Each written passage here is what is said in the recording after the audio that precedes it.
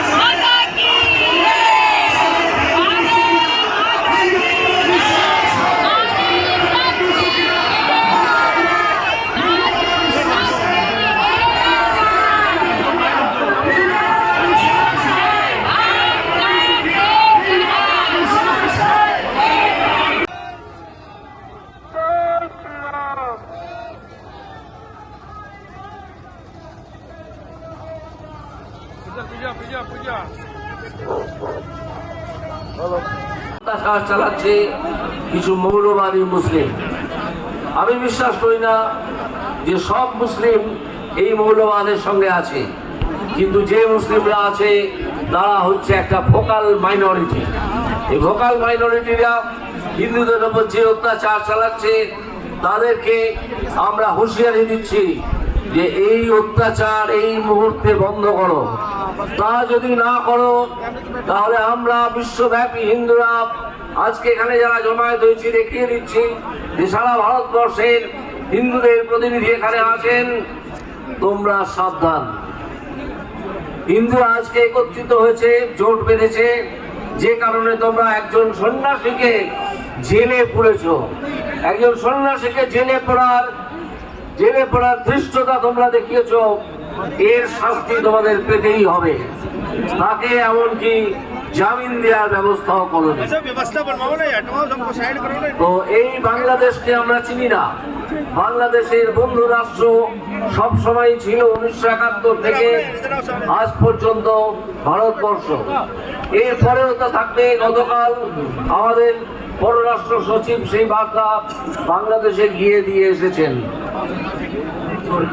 Now I want to say that the barbaric tyranny upon the Hindus in West Bengal, in Bangladesh, is really a horrific event with which we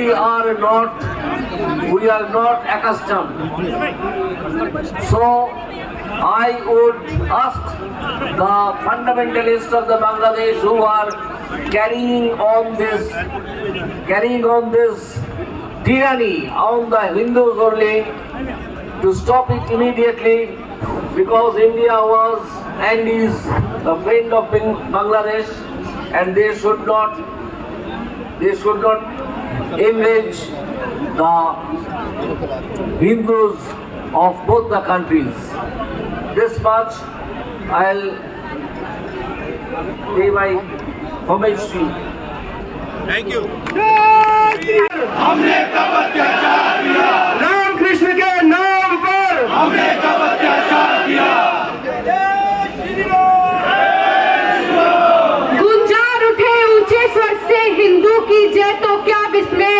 Hindu तन मन, हिंदू जीवन, रग रग हिंदू मेरा परिचय। हम करें हिंदुओं का परिचय, हिंदुत्व का परिचय पूरे विश्व से कराने वाली हम सब की आदरणीय करुणा, नारी सशक्तिकरण और आध्यात्मिक ज्ञान का प्रतीक दीदी माँ रितंबरा जी से मेरा अनुरोध है कि कृपया वे आए और हम सभी को संबोधित करें। भारत माता की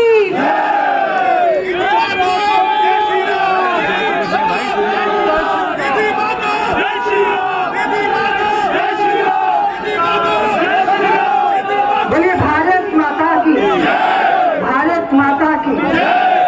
अखंड भारत की अखंड भारत की जय श्री राम। मैं यहाँ विराजमान सभी संतों के चरणों में प्रणाम करती हूँ। आप सब लोग यहाँ एकत्रित हुए हैं, पूरे भारत ही नहीं अपितु विश्व की जो सज्जन शक्तियाँ हैं उन सबकी पीड़ा को अभिव्यक्त करने के लिए आप यहाँ इकट्ठे हुए हैं।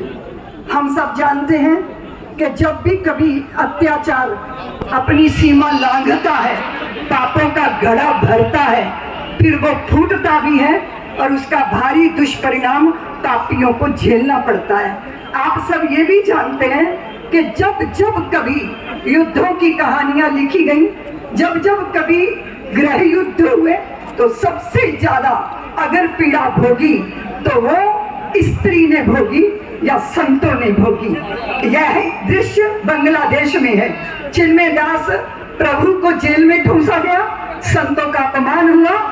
और भी ज्यादा दुर्भाग्यपूर्ण कि वहां हिंदू स्त्रियों के साथ सामूहिक बलात्कार हो रहे हैं और उनकी हत्याएं हो रही हैं। हम सब हिंदू समाज हृदय के अंदर इस व्याकुलता को थामे बैठा है। हम प्रतीक्षा कर रहे हैं। अभी जैसे हमारे बंधु ने कहा कि सोया शेर जगाओ मत, हमारी करुणा को हमारी कायरता मत समझो, क्योंकि हमारे यहाँ स्त्री भोग्या नहीं है, पांव की जूती नहीं है, वो हमारे ग्रह की लक्ष्मी है।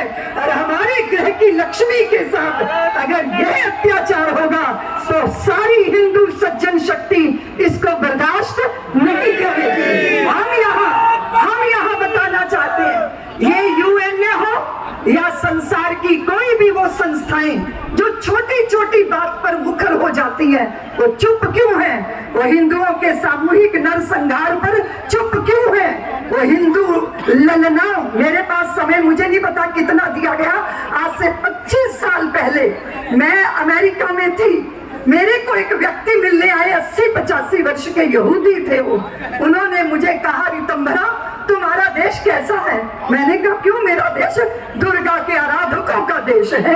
उन्होंने कहा पर तुम्हारी दुर्गाएं तो बांग्लादेश में अपमानित की जा रही हैं, उनके स्तन काटे जा रहे हैं, उनकी जंघाओं पे गर्म शलाखों से उन्हें गोदा, उन्हें छेदा जा रहा है। हिंदुओं को क्यों नहीं पीड़ा होती? उनकी उंगली पर आंकड़े थे कि बांग्लादेश के किस मोहल्ले में, किस शहर में हिंदू स्त्रियों के साथ अत्याचार। आपने लज्जा उपन्यास भी पढ़ा होगा। मैं आप सबसे ये निवेदन करना चाहती हूँ, हिंदू बंधुओं, गिड़गिड़ाना नहीं है। आंधियां चलने लगी, अब ज्वार को पैदा करो, कंठ में क्रंदन नहीं, हुंकार को पैदा करो। फिर सजने लगी है कुरुक्षेत्री समर की भूमिका, पार्थ तुम गांडीव में टंकार को पैदा करो। हमारी सज्जनता को, सहजता को, हमारी करुणा को, हमारे सौमनस्य भाव को गलत समझा जा रहा है। हमारी करुणा को कायरता मत समझिए। मैं आप सबसे निवेदन करती हूँ, सरकारों से भी निवेदन करती हूँ कि पूरे देश के अंदर एक ऐसा वातावरण बनना चाहिए और वो बन रहा है। मैं दूसरी बात से भी आपको अवगत करना चाहती हूँ, अवगत करवाना चाहती हूँ। आप अवगत होंगे कि इस देश की बढ़ती हुई तरक्की को संसार नहीं देखना चाहता। वो हमारे देश को उस दिशा में ले जाना चाहते हैं कि जगह जगह जगह जगह भारत के अंदर पॉकेट पॉकेट बांग्लादेश, जहां हिंदुओं को डराने की, धमकाने की ये साजिशें रची जा रही हैं। मैं आप सबसे निवेदन करती हूँ, संयम में रहते हुए अपने, जैसे हमारे देश की सरकार ने बांग्लादेश को ये कहा कि हम पड़ोसी हैं, हम साथ में हैं, हम साथ रहना चाहते हैं, पर साथ रहने के लिए आप अपने स्वभाव, आचरण, व्यवहार का परिचय दीजिए, क्योंकि हम हमारी संतानों और हमारी पुत्रियों को, हमारी महिलाओं को भेड़ियों के हवाले करके चुप और शांत नहीं बैठ सकते। इसलिए मैं यहाँ देश की सरकार को भी और बांग्लादेश के दूतावास में जो लोग हैं और यूएनए, जितने भी विश्व की शक्तियां, संस्थाएं हैं, उनसे निवेदन करना चाहती हूँ कि महिलाओं का ये अपमान भारत की एक भी महिला नहीं झेल सकती। और भारत ने एक जानकी का अपहरण किया था रावण ने, आप जानते हो, माता जानकी का अपहरण, छू लेने की सामर्थ्य नहीं थी उस पापी की। तो फिर भारत ने क्या किया था, वो लंका की स्वर्ण प्राचीरों के सोने को पिघला पिघला कर सागर में बहा दिया था। एक द्रौपदी के केशों को छूने का प्रयत्न किया था, कोशिश की थी। वो कौन थे, दुर्योधन और दुशासन। जंघा तोड़ दी थी उसकी। दुशासन की छाती का रक्त पीकर भीमसेन ने द्रौपदी को किए गए अपमान का बदला लिया था। इसलिए हिंदुओं, महिलाओं का अपमान हिंदू समाज नहीं। किस लिए हो रहा है एंड ये जो बांग्लादेश में हिंदुओं पे अत्याचार कर रहे हैं वहाँ के लोग, उसके खिलाफ हम यहाँ पर प्रोटेस्ट करने आए हैं कि ये सही नहीं है। हम अपने भाई बहनों के साथ हैं जो बांग्लादेश में रहते हैं, और उनके ऊपर कोई अत्याचार होगा तो हम सब एक होके उसके लिए लड़ाई लड़ेंगे। What are the demands from the government that you are asking? यही है बांग्लादेश से कि हमारे हिंदू जो वहाँ रहते हैं वो सुरक्षित रहें, सेफ रहें, उनके साथ गलत ना करें, बस यही डिमांड है। इसके अलावा हमारी गवर्नमेंट, जो आप प्रोटेस्ट इंडिया में कर रहे हैं, तो इंडिया में क्या गवर्नमेंट से आपकी डिमांड है कि किस तरह से एक्शन लिया जाना चाहिए? डिमांड भी यही है कि हमारी जो बांग्लादेश के लोग हैं उन्हें हमारी सरकार कैसे सेफ कर सकती है, उसके लिए हम अपने प्रधानमंत्री जी को भी बोल रहे हैं कि उन्हें सेफ करें किसी भी तरह, और वो लगातार एक्टिव भी हैं। आप ये देखिए, जो बांग्लादेश के प्रधानमंत्री थी, जब उनके ऊपर बात आई तो वो हमारे देश में आके अब शरण ली, और हमारे प्रधानमंत्री जी, हमारी सरकार ने उन्हें सपोर्ट भी किया। तो हम तो लोगों को यहाँ पर शरण देते हैं और उनका ध्यान रखते हैं, तो हमारे हिंदू वहाँ पर अगर सेफ नहीं है तो उसके लिए हम यहाँ प्रोटेस्ट करने आए हैं कि थोड़ी इंसानियत होनी चाहिए, कि आप जातिवाद ना करें। कुलजीत कौर।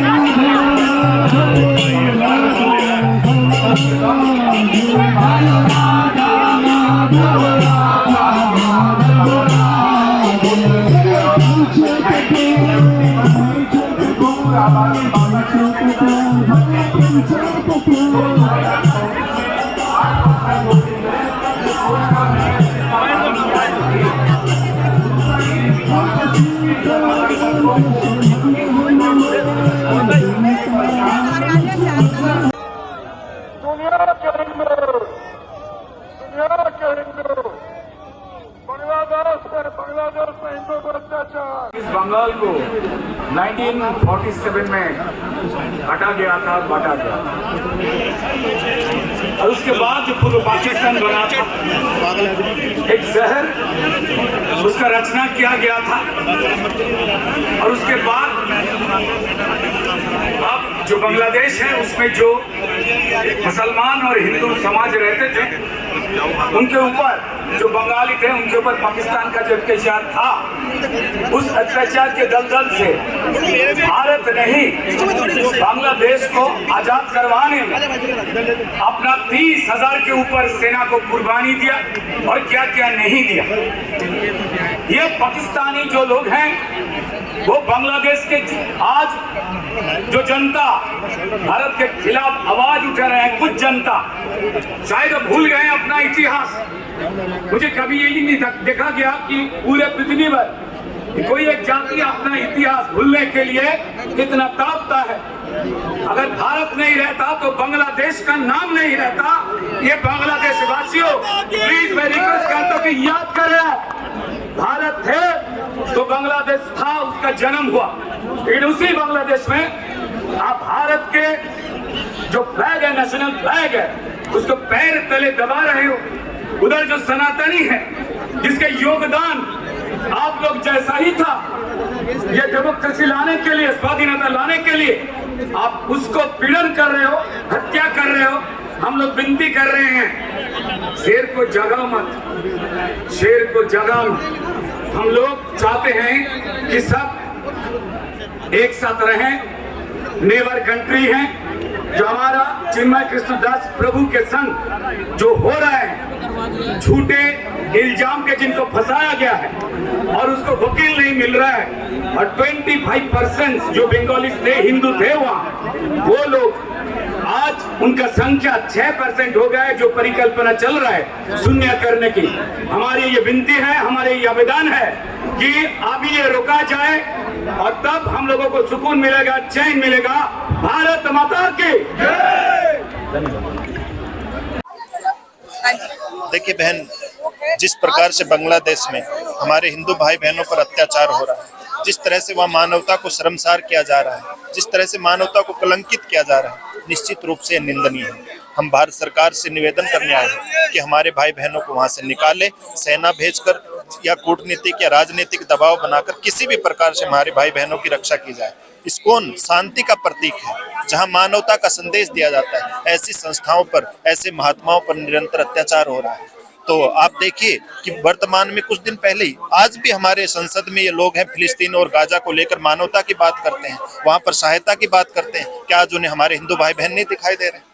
कल ही मैंने एक ऐसा दृश्य देखा बांग्लादेश में कि ऐसी अनेक घटनाएं हैं। एक पुलिस की गाड़ी से हमारी एक माता को निकालकर किस प्रकार से ये राक्षस लोग जो हैं, जो मानवता के द्रोही लोग हैं, ऐसे उस माता के साथ किस प्रकार अत्याचार कर रहे हैं। निश्चित ये मानवता पर कलंक है। इस पर यूएन हो या मानवाधिकार हो या भारत सरकार हो या बांग्लादेश की सरकार हो, सबको मानवता के लिए काम करना चाहिए। हिंदू मुस्लिम बात की बात है। भारत सरकार से आपके क्या मतलब, क्या आप एक्सपेक्टेशंस क्या है कि क्या उनको करना हम भारत सरकार से चाहते हैं कि इतनी मजबूत सरकार है और हमारे हिंदू भाई बहनों को हम यहाँ शरण दे सकते हैं, परंतु यहाँ जो लाखों और करोड़ों की तादाद में रोहिंग्या और बांग्लादेशी हैं, उनको यहाँ बाहर किया जाए और भारत सरकार उनकी रक्षा करे और अपनी राजनीतिक दबाव से, कूटनीतिक दबाव से या सेना भेजकर हमारे भाई बहनों की रक्षा करे। हम यही अपेक्षा करते हैं। कंचन गिरी।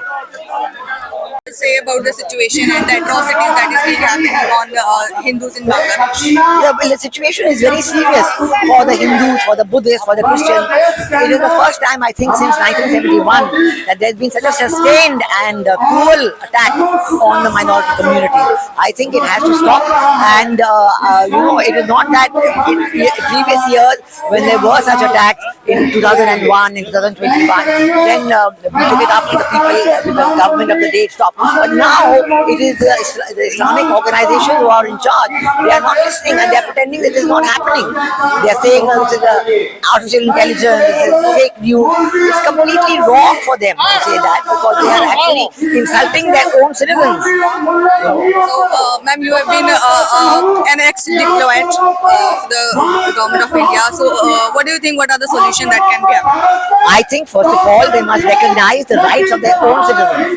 They must. What the people are now saying, that the minorities for the first time they are saying, we want to stay here. We are citizens of this country. We want our rights, and they have asked for their rights. They've given an 8-point demand. So this demand must be looked at, must be accepted, and only then it can go ahead. But the Islamist regime is just not able to do that. Yeah, they must respect the rights of the minority. Thank you.